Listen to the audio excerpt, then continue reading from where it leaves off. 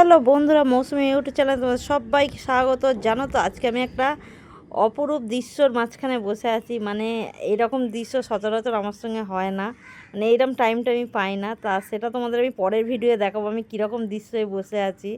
তা জানো তো, তা তোমাদের বলেই দিই, এবারে পরের ভিডিওটা কিন্তু অবশ্যই দেখবে, না দেখলে কিন্তু মিস করবে। আমি না একদম আমার বাপের বাড়ি এসেছি, আর এই আসার পর না এরকম বিকেলবেলা ছাদে বসে আছে, আর এত সুন্দর ওয়েদার, এত সুন্দর হাওয়া দিচ্ছে। আর সেই হাওয়াতে বসে আমি এই ভিডিওর কথাগুলো দিচ্ছি, আমার এত ভালো লাগছে, মানে কি বলবো। আর আমি ভিডিও অবশ্যই পরের ভিডিও তোমাদের নিয়ে আসবো আমি কিভাবে বসে আছি, কত সুন্দর হাওয়া দিচ্ছে।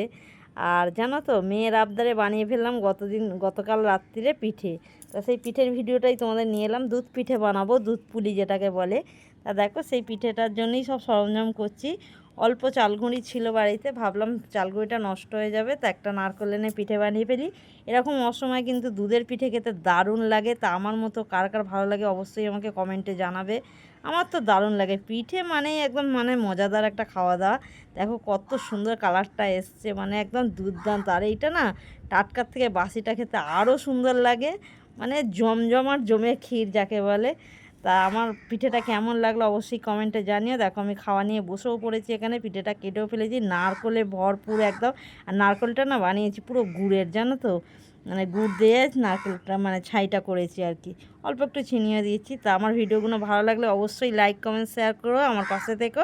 আর আজকের মতো দেখো আমি ভিডিওটা এখানেই শেষ করেছি, ছোট্ট একটা ভিডিও। আর পরের ভিডিও অবশ্যই দেখবে, তার জন্যে তোমাদের অনেক অনেক অভিনন্দন রইল। টাটা, চলো, গুড বাই।